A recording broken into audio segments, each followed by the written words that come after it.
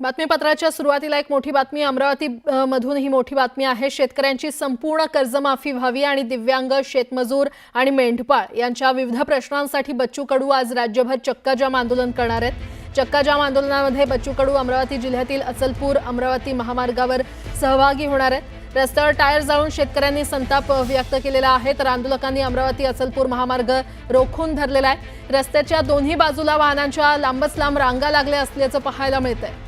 मध्य प्रदेशात जाणाऱ्या वाहतुकीला ब्रेक लागलेला आहे आणि त्यामुळे शेतकऱ्यांचा सातबारा कोरा झालाच पाहिजे, दिव्यांग मेंढपाळ यांना न्याय मिळाला पाहिजे आणि आंदोलकांच्या अशा जोरदार घोषणाबाजी तिथे सुरू असल्याचं पाहायला मिळतंय।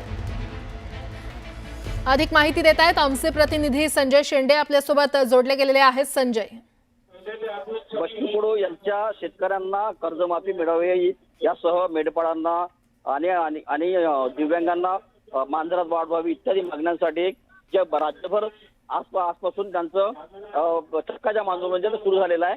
मी अमरावतीच्या या अचलपूर नाका जो आहे हा मध्य प्रदेश जाणारा धारणी जाणारा आणि मध्य प्रदेश जाणारा मार्ग आहे आणि चांदूर बाजारवरून अचलपूर जाणारा मार्ग आहे आणि या टी पॉइंटवर बच्चू कडू यांच्या शेकडो कार्यकर्त्यांसह या ठिकाणी आंदोलन सुरू आहे।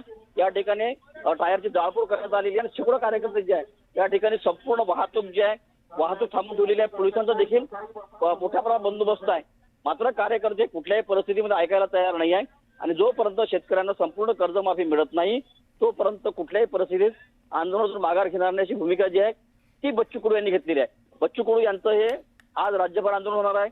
अमरावतीमध्ये आता अचलपूर नाक्यावर आंदोलन झालेलं आहे, यानंतर चांदूर बाजारमध्ये आणि अमरावतीला बच्चू कडू यांच्या नेतृत्वात आंदोलन होणार आहे आणि त्यानंतर बच्चू कडू हे संभाजीनगर इथे आंदोलनासाठी जाणार आहेत। एकूणच जर बघितलं तर बच्चू कडू हे शेतकऱ्यांच्या कर्जमाफीच्या मुद्द्यावर आता आक्रमक झालेले आहे आणि जोपर्यंत सरकार ठीक आहे।